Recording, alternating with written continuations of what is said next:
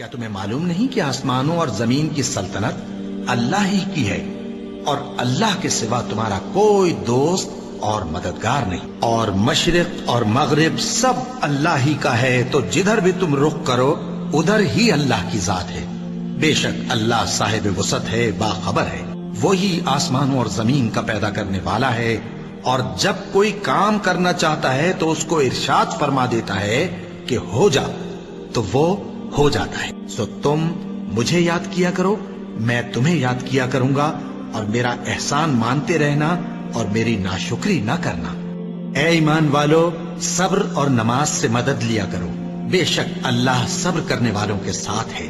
اور ہم کسی قدر خوف اور بھوک اور مال اور جانوں اور میووں کے نقصان سے تمہاری آزمائش کریں گے، اور صبر کرنے والوں کو بشارت سنا دو کہ ان لوگوں پر جب کوئی مصیبت واقع ہوتی ہے تو کہتے ہیں کہ ہم اللہ ہی کا مال ہیں اور اسی کی طرف لوٹ کر جانے والے ہیں۔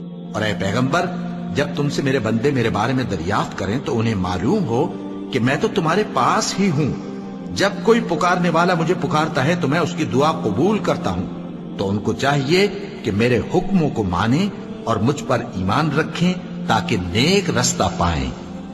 اس وقت تم میں سے دو جماعتوں نے جی چھوڑ دینا چاہا، مگر اللہ ان کا مددگار تھا، اور مومنوں کو تو اللہ ہی پر بھروسہ کرنا چاہیے۔ اور اس مدد کو تو اللہ نے تمہارے لیے ذریعہ بشارت بنایا، یعنی اس لیے کہ تمہارے دلوں کو اس سے اطمینان حاصل ہو، ورنہ مدد تو اللہ ہی کی طرف سے ہوتی ہے جو غالب ہے، حکمت والا ہے۔ اور بددل نہ ہونا اور نہ غم کرنا، اگر تم سچے مومن ہو تو تم ہی غالب رہو گے۔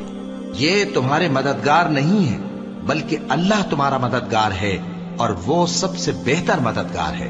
وہ وقت بھی جو تمہیں غریب ہے انہیں وہی کھلاؤ جو تم کھاتے ہو، وہی پہناؤ جو تم پہنتے ہو، کہ سب کو اللہ ہی کی طرف لوٹنا ہے، اور وہ تم سے تمہارے اعمال کا حساب لے گا۔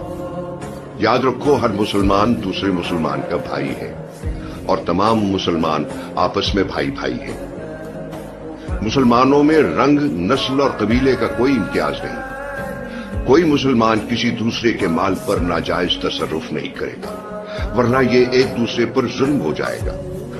لوگوں، غور سے سنو، جو چیز میں تم میں چھوڑے جا رہا ہوں وہ چیز نہایت واضح اور روشن ہے، اور وہ ہے اللہ کی کتاب اور اس کے رسول کی سنت۔ اگر اسے مضبوطی سے پکڑے رہو تو کبھی ٹھوکر نہ کھاؤ گے۔ پھر آپ نے تکمیل دین کے حوالے سے اس آیت کی تلاوت فرمائی۔ آج کے دن ہم نے تمہارے لیے دین کو مکمل کر دیا۔